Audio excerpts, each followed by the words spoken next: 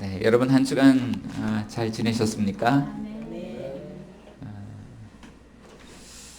네, 우리 옆에 또 앞에 분들 이렇게 나오셨는데 아침에 나오셔서 바빠서 인사도 제대로 못했던 분들이 계세요.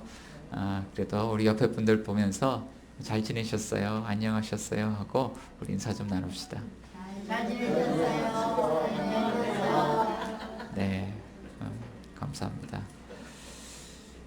오늘이 추수감사 주일입니다. 어떤 분에게 와 벌써 추수감사 주일입니다 그랬더니 1년이 다 갔네요. 이렇게 말씀을 하시더라고요. 오늘 추수감사 주일 예배를 드리는데 여러분은 어떤 마음으로 예배의 자리에 나오셨습니까?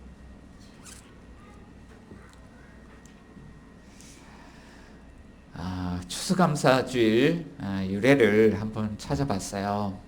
가장 먼저 우리 교회사에서 가장 먼저 추수감사 주일 예배를 드렸던 분들은 어떤 마음으로 예배를 드렸을까?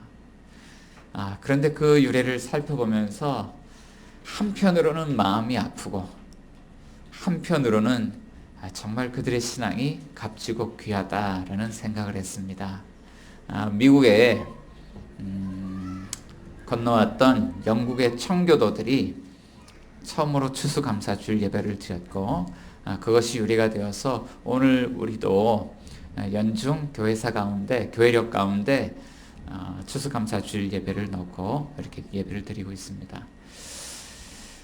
1620년 11월 11일 영국의 청교도들이 영국 자국에서 일어나는 기독교 박해를 피해서 신앙의 자유를 얻기 위해서 우여곡절 끝에 배를 타고 메이플라워를 타고 대서양을 건너서 미국 대륙을 밟게 되었습니다. 11월 11일 도착해서 5일간 정탐을 하고 11월 16일에 이제 그들의 발을 첫 발을 내딛었습니다. 그런데 이제 미국 대륙에 겨울이 찾아오는 때였어요. 그들에게 혹한이 다가왔습니다. 강풍이 불고 눈보라가 몰아쳤습니다. 그러는 가운데 그들은 식량은 부족했고 그들에게 질병이 찾아왔고 그들을 보호해줄 집 한 채를 짓지 못했고 그들은 날마다 들짐승들의 위협 속에 살아야 했습니다. 그런데 그 겨울이 그들에게 너무나도 춥고 힘든 겨울이었어요. 이곳에 건너올 때 출발할 때 인원이 남자 74명, 여자 28명, 총 102명이 건너왔고 50여일의 항해 가운데 한 분이 돌아가시고 새로운 생명이 한 명이 태어났습니다. 그렇게 102명의 사람들이 이 땅에 도착했습니다. 그런데 그 겨울을 지나가면서 끔찍한 일이 일어났어요. 102명 가운데 52명의 사람들이 목숨을 잃었습니다. 그리고 50명만 살아남았습니다. 원주민들에게 도움을 얻고 싶었지만 이 이방인들에 대해서 원주민들은 아주 차갑게 외면했습니다. 자, 이제 2000년이 아니죠.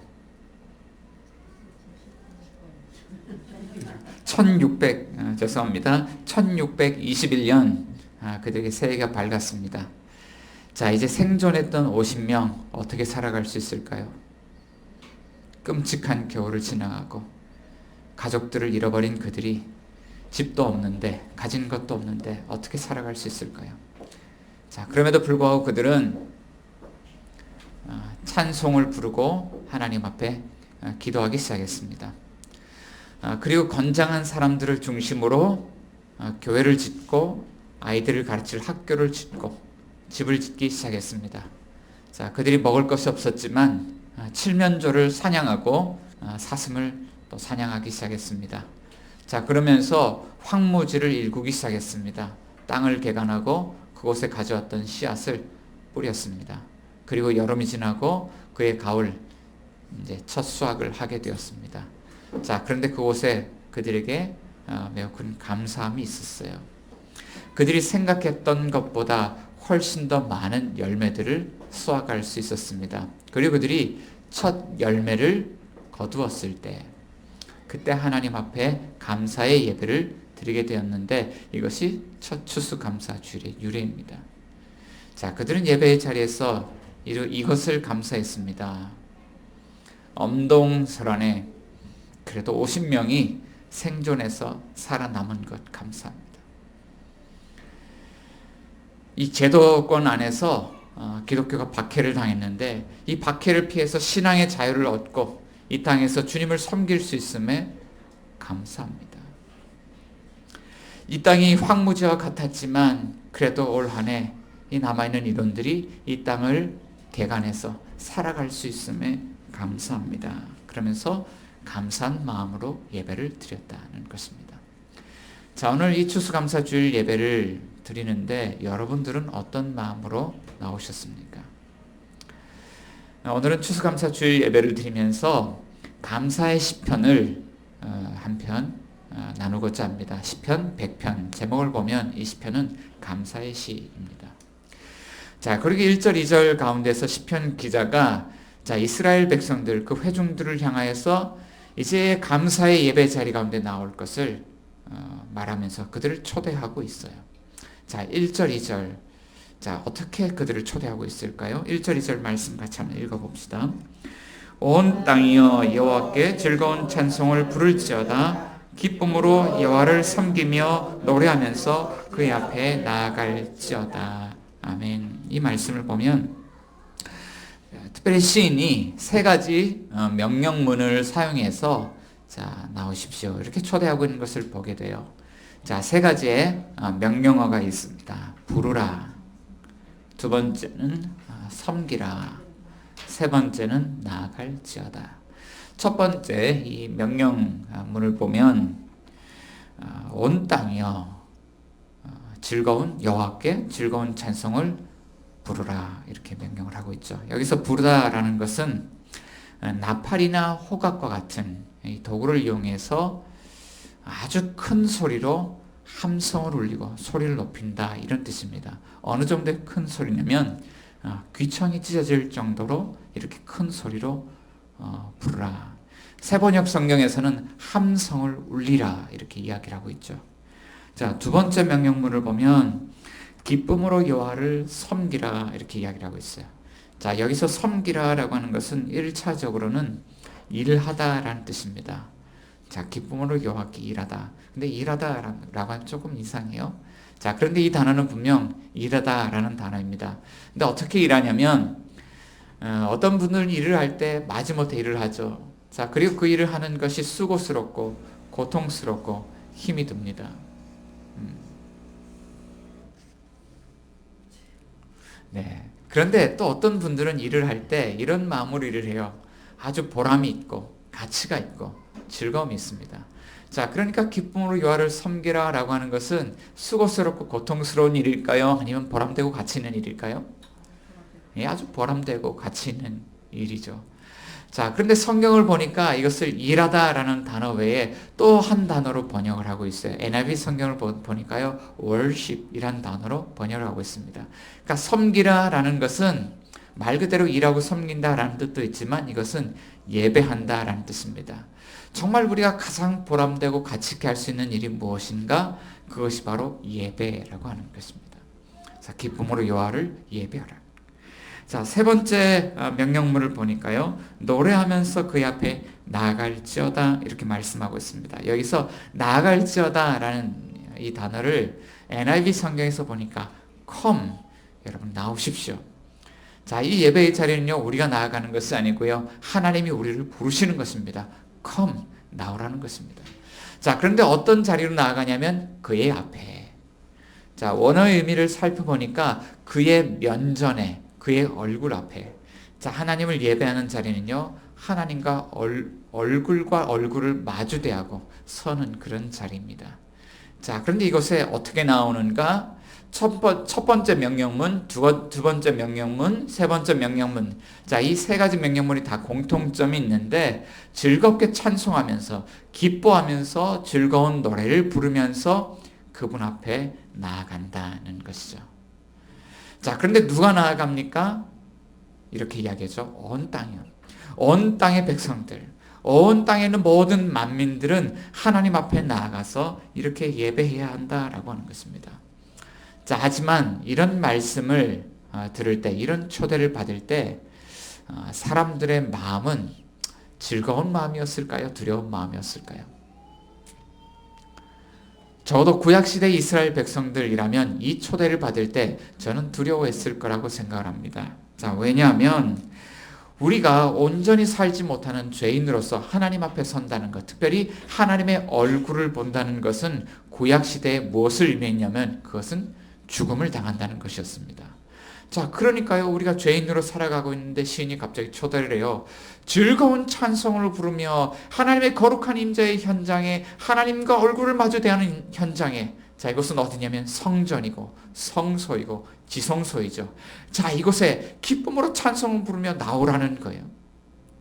자, 어떻게 하나님 앞에 즐거운 마음으로 나아갈 수가 있죠? 여러분들은 어떻습니까? 하나님 앞에 나아갈 때 여러분들의 마음 가운데 하나님 앞에 나아갈 수 없게 만드는 그런 양심 찔리는 그런 죄악된 장애물들, 그런 장애물들이 있지 않습니까? 그리고 하나님 앞에 나올 때 정말 하나님 나를 받아주실까? 이런 불안한 마음, 두려운 마음으로 나아오지는 않았습니까? 자, 오늘 이 감사의 예배를 드리는데 오늘 이 시는 우리를 향해서도 초대합니다. 즐거운 찬송을 부르며 하나님 앞에 나와서 예배를 드리십시오. 자, 우리는 어떻게 정말 참된 이 즐거움, 마음속에 샘솟듯 올라오는 이 기쁨을 가지고 하나님 앞에 예배를 드릴 수 있을까요? 자, 성경은 우리에게 이렇게 이야기를 하고 있습니다. 자, 오늘 이 전체의 중심 주제는 이것입니다. 하나님을 알아야 합니다.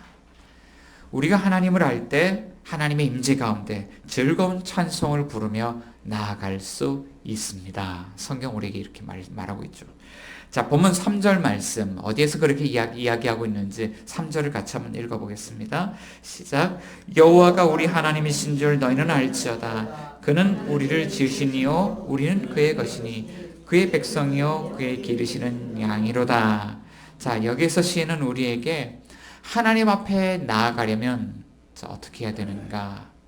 이렇게 이야기합니다. 너희는 알지어다. 알아야 한다라고 이야기를 해요. 자, 여기서 안다라고 하는 것은 적어도 두 가지 의미가 있는 것 같습니다. 첫 번째는 자, 무엇을 배워서 아는 것입니다. 자, 지식을 가져야 아는 것이죠. 자, 우리가 하나님 앞에 예배할 때 하나님이 어떤 분인지 알아야 하나님을 예배할 수 있다는 거예요.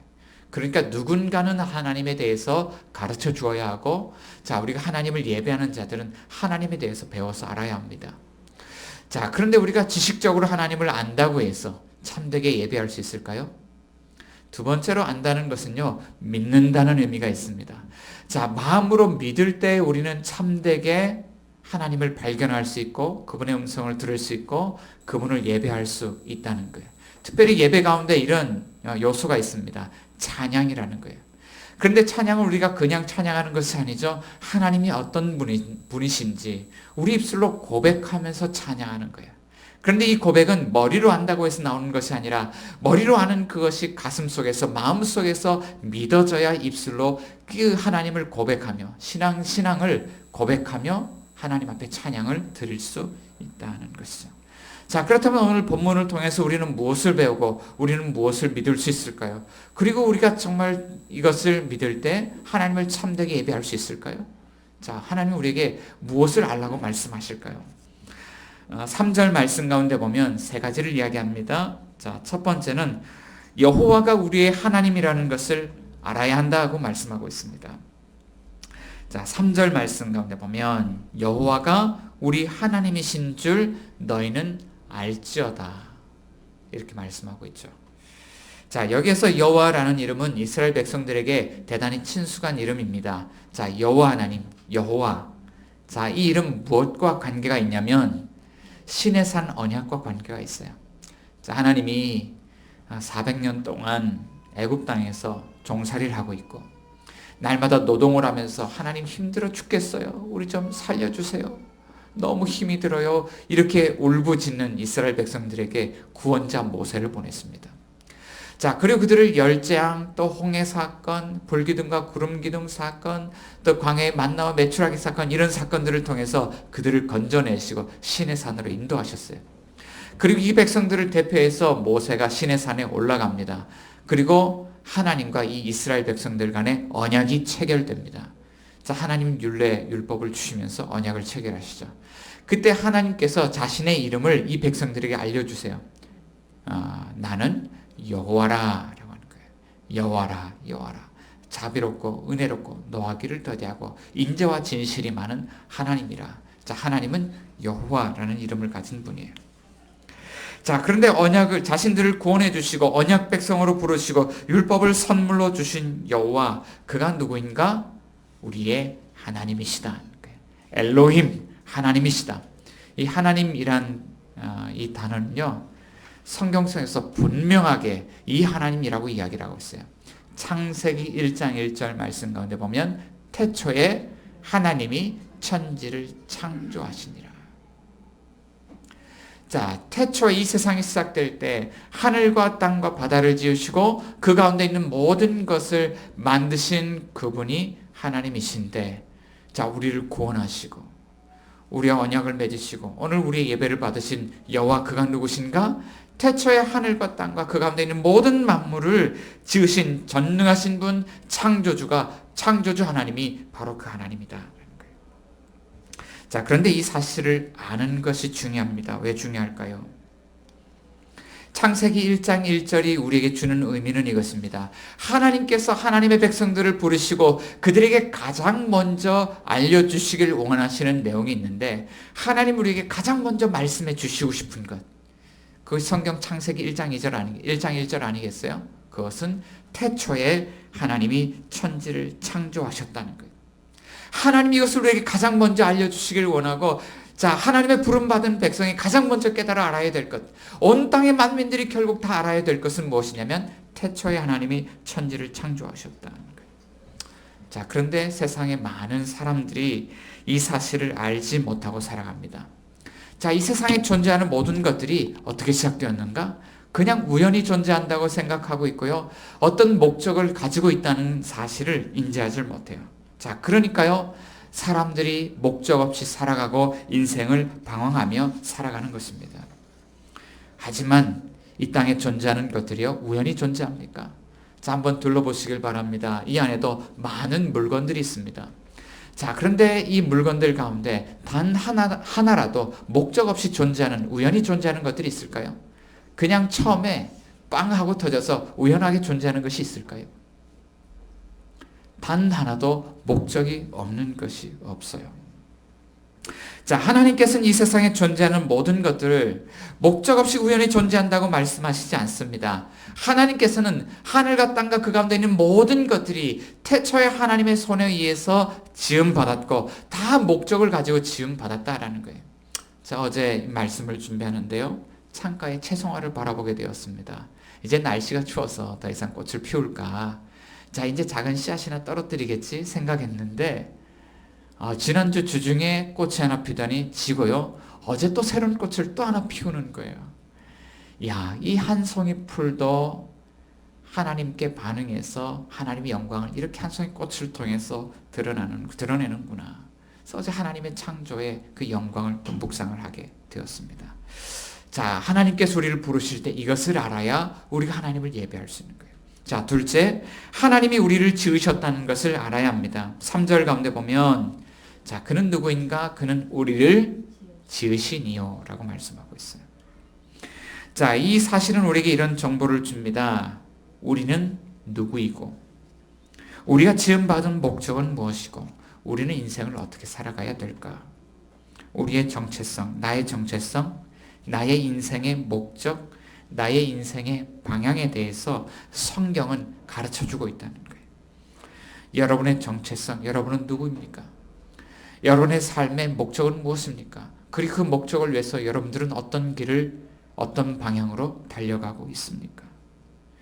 자, 성경은 우리에게 무엇이라고 답해 줄까요? 창세기 1장 26절부터 28절의 말씀을 보았더니, 자, 하나님이 이렇게 말씀하십니다. 하나님이 이르시되, 우리 창세기 1장 말씀 한번 찾아볼까요? 네. 그래, 한번 찾아봅시다, 같이. 창세기 1장 26절부터 28절. 같이 읽습니다. 시작. 하나님이 이르시되 우리의 형상을 따라 우리의 모양대로 우리가 사람을 만들고 그들로 바다의 물고기와 하늘의 새와 가축과 온 땅과 땅에 기는 모든 것을 다스리게 하자 하시고, 하나님이 자기 형상 곧 하나님의 형상대로 사람을 창조하시되 남자와 여자를 창조하시고, 하나님이 그들에게 복을 주시며 하나님이 그들에게 이르시되 생육하고 번성하여 땅에 충만하라. 땅을 정복하라. 바다의 물고기와 하늘의 새와 땅에 움직이는 모든 생물을 다스리라 하시니라. 아멘. 자, 성경은 우리가 누구라고 이야기합니까? 하나님이 하나님의 형상대로 창조하신, 자, 하나님의 아들이고 하나님의 딸이다. 자, 이렇게 우리는 하나님의 자녀다. 자, 어떤 신학자는요, 이것을 생득적 관계라고 이야기합니다. 태어날 때부터 얻어진 관계. 하나님의 형상대로 지음받은 하나님의 자녀다. 자, 그리고 우리의 인생의 목적은 무엇일까요? 하나님의 자녀로 살아가는 거예요. 자, 하나님의 자녀로 살아갈 때 우리의 삶의 방향은 어떻게 해야 될까요? 자, 이 말씀 가운데 보면 아버지께서 자녀에게 주신 복이 있어요. 복과 은혜를 누리고, 자, 아버지께서 자녀에게 주신 능력이 있죠. 은사가 있죠. 지혜가 있죠. 이것을 가지고 세상을 다스리고, 세상의 우상들을 만들어 섬기라고 하지 않았어요? 그들을 다스리고, 자, 아버지께서 맡겨주신 이 보람되고 가치 있는 일들을 하면서 아버지와 교제를 나누는 거예요. 자, 하나님과 우리의 관계가 아버지 아들의 관계로서 교제하는 관계죠. 자, 이렇게 살아가는 것이 하나님 우리에게 말씀하신 것이죠. 자, 이 사실을 알 때 우리는 하나님을 예배할 수 있다는 거예요. 자, 그런데 고대 사회에서 보면 많은 사람들이 우상을 섬깁니다. 이것이 하나님이라고 각양각색의 모양을 만들어서 하나님이라고 우상을 섬깁니다. 자, 그런데 이 우상들이 가지고 있는 그런 스토리가 있죠. 이야기가 있죠. 이야기를 들어보면 우리의 마음을 얼마나 미혹하고 우리의 마음을 얼마나 시험하는지 몰라요. 이스라엘 백성들이 가나안 땅에 들어갔을 때 그 땅에 이런 우상들이 있었습니다. 폭풍의 신 바알, 대지의 여신 아스타롯, 이런 신들이 있었죠. 자, 남성을 상징하고 여성을 상징한 신들이에요. 하늘이 비를 내려주면 땅이 소출을 내는데, 자, 그런데 이것이요, 남성을 상징하는 우상, 여성을 상징하는 우상. 자, 이 우상을 섬기는 것과 관계가 있다는 거예요. 이 우상을 열심히 섬기고, 자, 우리가 열심히 농사를 지으면 잘 살아갈 수 있다는 거예요. 세상을 살아갈 때 중요한 것은요, 이 물질이고요, 어떤 열매고요. 자, 눈에 보이지 않는 하나님이 중요한 것이 아니에요. 자, 그러다 보니까 어떻게 제사를 드릴까 고민하다 보니까 이 제사 의식이 아주 음란한 방법이었고, 자, 이 쾌락과 음란을 조장하면서 이 땅에 살아가는 사람들을 아주 타락시켰다. 자, 이렇게 이야기를 하고 있는 것이죠. 자, 그런데 어느 신이 참된 신일까요? 자, 눈에 보이는 그 신이 참된 신입니까? 눈에 보이지 않는 신이 참된 신입니까? 눈에 보이는 신과 눈에 보이지 않는 신들 간에 아주 결정적인 차이점이 있습니다. 눈에 보이지 않는 하나님은 그분의 형상대로 우리를 창조하셨지만, 낳으셨지만, 눈에 보이는 우상은 사람이 만든 거라는 거예요. 그들은 귀가 없고 눈이 없고 입이 없습니다. 아무리 우리가 고통스럽다고 부르짖어도 그들은 듣지 않고, 그들은 우리를 보지 않고, 그들은 우리에게 아무 말도 하지 않습니다. 그들은 무능한 거짓신들이죠. 자, 그러나 하나님은 다르다는 거예요. 눈에 보이지 않지만 그분은 우리의 아버지시고, 우리와 친밀한 교제를 나누시고, 우리의 신음소리, 우리의 기도소리를 들으시고, 말씀으로 우리에게 응답하여 주시고, 우리를 능력으로 구원하시는 좋으신 하나님이라는 거예요. 이 사실을 우리가 알 때 하나님을 바르게 예배할 수 있다는 거예요. 자, 세 번째, 하나님은 우리를 그의 소유된 백성으로 부르셨다는 사실을 알아야 한다는 것입니다. 3절 하반절 말씀 가운데 보니까 우리는 이렇게 말합니다. 그의 것이니 그의 백성이요 그의 기르시는 양이로다. 자, 이 말씀을 보면요, 하나님과 우리의 관계가 그냥 보통 관계가 아니에요. 매우 특별한 관계라는 것을 우리에게 알려주고 있습니다. 자, 하나님의 형상대로 낳은 우리는 하나님의 자녀입니다. 아버지와 아들의 관계. 그런데 뿐만 아니라 그분의 나라를 살아가는 우리는 왕과 백성의 관계죠. 하나님과 우리의 관계는 왕과 백성의 관계. 자, 그런데 또 이 관계는 이렇다고 이야기를 하죠. 목자와 양의 관계. 왕이요 나라를 다스립니다. 왕의 뜻, 또 왕의 계획, 이것을 가지고 왕의 법에 따라서 나라를 다스리는데, 자, 이 땅의 백성들이 이 땅에서 살아가기 위해서는 반드시 왕의 종으로서 그의 법을 따라서 살아야죠. 자, 그런데 이 왕은 어떤 왕입니까?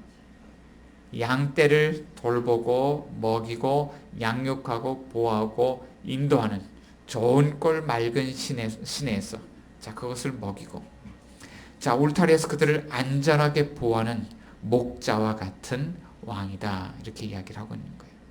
자, 그런데 우리는 이런 질문을 하게 돼요.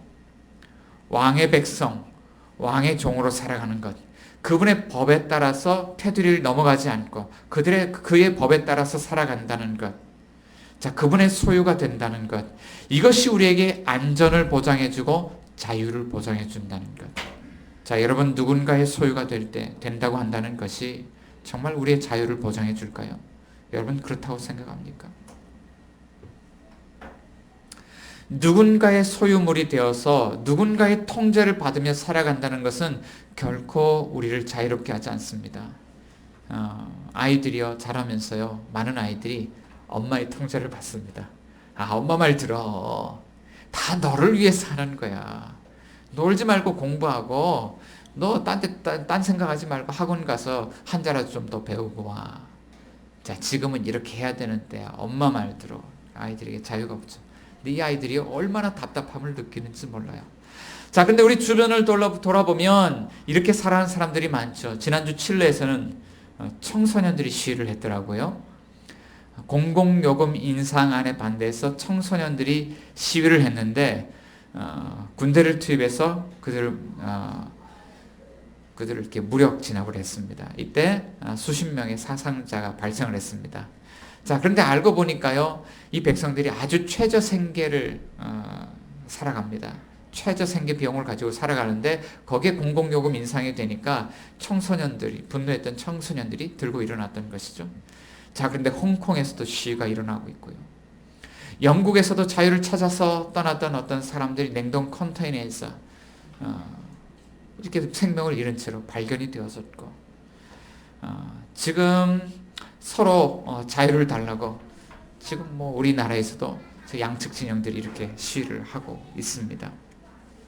자, 많은 사람들이 누군가의 통제를 받는 것에 대해서 반대합니다. 그 이유는 자신의 자유가 빼앗긴다고 생각을 하기 때문이고, 그 빼앗길 것에 대한 불안, 두려움이 있는 것입니다. 자, 그래서 그들은 이런 일들에 대해서 두 가지 방식으로 반응합니다. 자, 한 가지는요, 나는 내 마음대로 살겠어. 통제받지 않고 나는 내 마음대로 살고 내가 기준이 되어서 살겠어. 그래서 마음대로 살아가는 거예요. 자, 그렇지만 또 그 반대의 부류들도 있습니다. 자, 누군가의 통제를 받지 않지만 내가 나 자신을 통제하면서 살아가겠어. 우리가 열심히 살아가고 착하게 살아가고 또 성실하게 살아가면 반드시 우리의 삶에 대해서 보상이 주어질 거야.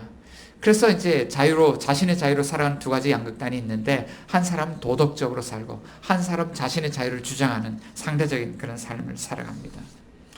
저는 이것이 그렇게 나쁘다고 생각하지 않습니다. 얼마든지 이렇게 자유롭게 살아갈 수 있어요. 자, 그런데 이런 질문을 해보는 거예요. 자, 이렇게 자유로운 삶의 방식을 선택할 때 정말 그들이 원하는 자유를 얻는가? 지난주 라디오를 듣다가 이런 기사가 나왔습니다.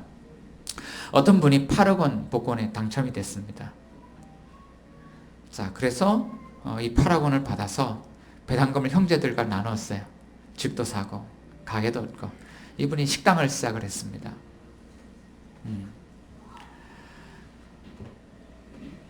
자, 잘 되었을까요? 잘 안 됐죠. 이제 우린 열심히 살아가면 이제 안전하게 이제 살아갈 수 있을까? 이전처럼 살지 않아도 돼. 라고 생각했는데 식당이 잘 안 됐습니다. 그리고 점점 이 식당 때문에 그동안 가지고 있던 비용들을 다 날리게 되었습니다. 결국 빚더미에 앉게 됐고, 자, 이 배당금을 나눠줬던 형제들에게 이 빚을 갚아줄 것을 요청했습니다. 그런데 형제들이 갚아줬나요? 안 갚아줬죠. 자, 그리고 결국 형제간에 다툼이 일어났고 결국 비극적인 일이 일어나고 말았습니다. 열심히 사는데 안 되는 거예요. 자, 그런데 열심히 살지 않지만 태어나자마자 대한민국 1% 상류층이 되어서 아주 부유한 삶을 살아가죠. 그런데 이 가정의 자녀들 보니까요, 마약을 하지 않으면 안 되나 봐요. 공허한가 봐요. 스포츠카를 타고 도심을 질주하지 않으면 안 되나 봐요. 또 이런 어떤 성적으로 좀 이렇게 타락한 그런 문화 속에서 살아가지 않으면 그들의 공허함을 채울 수 없나 봐요. 자, 그러니까 이런 일들이 우리에게 무엇을 이야기해 주냐면, 열심히 해도 안 되고 자유롭게 살아도 우리의 공허함을 만족시킬 수 없다라는 것이죠. 왜 그럴까요? 성경은 우리에게 이렇게 이야기해 주는데, 우리가 우리의 삶의 주인이 되어서 우리가 스스로 하나님이 되어서 살아갈 때 우리는 잘 살 수 있을 것 같지만, 실제로 이것은요, 하나님과 우리 사이의 관계가 깨어질 뿐이고, 에덴 동산에서 추방당하고 아담이 수고스럽고 고통스럽고 땀 흘려야만 하는 삶, 가시덤불과 엉겅퀴가 올라오는 그런 인생을 살아야 했던 것처럼 우리 인생도 우리 스스로 책임을 지지 못하고 결국에는 이런 자유를 누리지 못하고 살아가게 되더라. 하나님과 우리 사이의 관계가 깨어질 뿐이죠. 우리는 스스로 우리 인생의 주인이 되어서 살아갈 때 우리 스스로의 자유를 얻을 수 있다고 생각하지만 참된 자유를 누릴 수 있는가? 자, 오늘 시편 기자도 아니라고 이야기를 하는 것입니다. 오늘 시편의 역사적 배경을 보면 이 시편 기자가 회중들을 초청하고 있는데 이미 그들도 하나님과 관계가 깨어진 상태였습니다. 이 시편은 바벨론 포로기 당시에 쓰여진 시편이에요. 그들은 나라를 잃어버렸고요. 그들의 성전은 이미 무너져 내렸습니다. 자, 그들은 하나님과 관계가 깨어졌습니다. 그들은 유리하며 방황하는 인생을 살고 있었습니다. 그렇지만 시편 기자는 하나님의 성전, 그 성소를 바라보면서 다시 이들을 초청하는 거예요. 즐거운 찬송을 부르며 노래를 부르며 하나님의 거룩한 임재 가운데 나와서 여러분 예배합시다. 이렇게 초청하고 있는 것이죠. 자, 어떻게 이런 것이 가능할까요? 오늘 보면 4절 말씀 가운데 보면 그 비결을 이렇게 알려줍니다. 4절 같이 한번 읽어봅시다. 감사함으로 그의 문에 들어가며 찬송함으로 그의 궁정에 들어가서 그에게 감사하며 그의 이름을 송축할지어다. 시인은요, 들어오십시오라고 이야기를 해요. 어떻게 들어오냐면, 자, 그의 문으로 들어오십시오. 성소에 들어가려면, 하나님 임재 현장에 들어가려면 반드시 성전 문을 지나가야 되죠. 성전 문을 통과해서 들어오십시오라는 거예요. 자, 들어갔더니 성소까지 나아가는데 이런 과정이 있죠. 두 번째, 그의 궁정으로 들어오십시오. 여기서 궁정은요, 어떤 의미냐면 뜰이에요. 성전 뜰. 자, 이 성전 뜰을 지나서 하나님이 임재하시는 이 집 성소로 들어오십시오 라고 이야기하고 있는 거예요. 자, 그런데 여기에 숨은 그림이 있습니다. 성전 문을 들어가서 뜰을 지나서 성소로 가기 위해서는요, 여기서는 하지 않지만 반드시 이것을 지나가야 돼요. 뭐가 있냐면 번제단이 있어요. 뭐가 있냐면 물두멍이 있어요. 이 제단 앞을 통과하지 않고 이 물두멍 앞에서 우리를 씻지 않으면 하나님 앞에 나아갈 수 없다는 거예요. 자, 그런데 어떻게 나오라고 이야기합니까? 4절 보니까 감사함으로 나오라는 거예요. 자, 이 감사가 이 번제단 물두멍을 지나는 것과 무슨 관계가 있을까요? 도대체 감사가 뭘까요? 그런데 이 감사라는 단어 속에 감추어진 숨은 그림이 또 있어요. 레위기서 7장 11절에서 14절 말씀을 찾아보니까 감사는요, 이거예요. 여호와께 드릴 화목 제물의 규례는 이러하니라. 만일 그것을 감사함으로 드리려면 기름 섞은 무교병과 기름 바른 무교전병과 고운 가루에 기름 섞어 구운 과자를 그 감사 제물과 함께 드리고 또 유교병을 화목제의 감사 제물과 함께 그 예물로 드리되 그 전체 예물 중에서 하나씩 여호와께 거제로 드리고 그것을 화목제의 피를 뿌린 제사장들에게 돌릴지니라 하는 거예요. 자, 오늘도 우리가 감사 주일을 지내면서 이렇게 하나님 앞에 쌀도 드리고 과일도 열매도 드렸습니다. 자, 그런데 이것만 드리는 것이 아니라 성전 뜰을 지나서 하나님의 임재 현장 앞에 나아가려면 감사할 때 반드시 함께 드려야 되는 제물이 있다는 거예요. 그 제물은 무엇입니까? 이것이 화목제물이라는 것이죠. 그리고 이것을요, 하나님이 어떻게 받으시는가? 본문 5절 말씀 가운데 보면 여호와는 선하시니 그의 인자하심이 영원하고 그의 성실하심이 대대에 이르리로다. 자, 우리가 감사의 예배를 드리는데 이 화목제물을 가지고 하나님 앞에 나아갈 때 하나님은 선하시고 인자하시기 때문에 이 예배를 받으시나요? 안 받으시나요? 받으시죠? 근데 한 번만 받으시나요? 영원히 받으시나요? 영원히 받으신다는 거예요. 자, 그렇다면 오늘 우리는 이 감사 예배를 드리는데, 자, 우리가 가지고 나아가는 그 제물들 가운데 화목제물이 있나요? 번제단이 없잖아요. 물두멍이 없잖아요. 그런데 우리가 하나님 임재 가운데 나아가는데 우리가 하나님 앞에 가지고 나가는 화목제물이 있나요? 있어요. 사도 바울이 로마서 3장 25절 이렇게 이야기를 하는 거예요. 이 예수를 하나님이 그의 피로써 믿음으로 말미암는 화목제물로 세우셨으니. 근데 사도 바울만 이렇게 이야기하는 것이 아니죠. 사도 요한도 이렇게 이야기합니다. 요한일서 2장 2절 보니까 그는 우리 죄를 위한 화목제물이니 우리만 위할 뿐 아니요 온 세상의 죄를 위하심이라. 그러니까 우리만 나가는 것이 아니라 온 땅의 모든 만민들이 이 화목제물을 가지고 하나님 앞에 나아갈 수 있다는 것이죠. 요한일서 4장 10절 사랑은 여기 있으니 우리가 하나님을 사랑하는 것이 아니요 하나님이 우리를 사랑하사 우리 죄를 속하기 위하여 화목제물로 그 아들을 보내셨습니다. 그런데 하나님 우리에게 왜 이 화목제물을 주셨습니까? 여호와는 선하시고 인자하시고 그 성실하심이 영원하신데 하나님이 우리를 사랑하시기 때문에 하나님은 우리에게 화목제물을 주셨다는 거예요. 자, 그러니까 하나님 앞에 나아갈 때 이 화목제물이 함께 하나님 앞에 나아간다면 우리는 그의 문을 통과하고 성전 뜰을 지나서 하나님의 거룩한 임재가 일어나는 그 처소에서 하나님과 얼굴을 마주대하고 설 수 있다는 거예요. 여러분 처음 이 자리에 나올 때 마음에 거치는 그런 장애물들이 있지 않았습니까? 그렇지만 오늘 시편 기자는 우리에게요, 두려워하지 말고 하나님 앞에 나오십시오. 즐거운 찬송을 부르며 나오십시오. 기쁨으로 노래하면서 나오십시오. 여러분 우리에게 우리의 영원하신 화목제물 바로 예수 그리스도가 우리와 함께 있습니다 라고 말씀하고 있는 거예요. 그런데 우리 교회 모습을 보면 감사할 것이 별로 없어요. 저도 오늘 하나님 앞에 나오는데 이것이 마음에 무거웠어요. 여전히 우리에게 깨어진 관계의 문제가 해결되지 않고 이 깨어진 관계가 우리를 얼마나 아프고 우리를 얼마나 힘들게 하는지. 형제 자매들이 말없이 우리 곁을 떠나갈 때 저는 이 마음이 너무나도 힘들고 어렵습니다. 자, 그렇지만 이 깨어진 관계 속에서도 우리는 하나님 앞에 즐거워하고 기뻐하고 감사할 수 있을까요? 그런데 그렇다고 말씀하고 있는 거예요. 주님이 우리에게 이렇게 말씀하고 있는 거예요. 우리의 화목제물이 되신 예수 그리스도께서 여전히 우리 가운데 함께 있는가? 만일 그렇다면 여전히 우리는 하나님의 자녀요, 하나님의 백성이요, 여전히 하나님의 기르시는 양으로서 하나님이 우리와 함께 하신다는 거예요.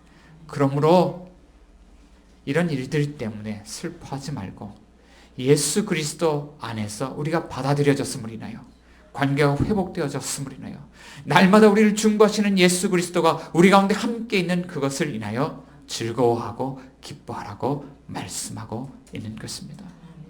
사랑하는 주의 성도 여러분, 예수 그리스도가 여러분과 함께 합니까? 자, 그렇다면 오늘도 다시 우리는 즐겁고 기쁨으로 노래하는 저와 여러분들이 될 수 있기를 주의 이름으로 축원합니다. 시간 같이 기도하기를 원하는데요. 그런데 불구하고 우리 마음속에 이런 아픔과 상처 가지고 주님 앞에 나왔습니다. 주님의 살이 찢어졌던 그 아픔이 우리 마음속에 있습니다. 주님, 그렇지만 이것이 다시 예수 그리스도 안에서 치유되고 회복되고 다시 즐거움으로 찬송 부를 수 있는 우리가 되길 원합니다. 주님, 우리를 같이 한번 한 목소리로 기도하겠습니다.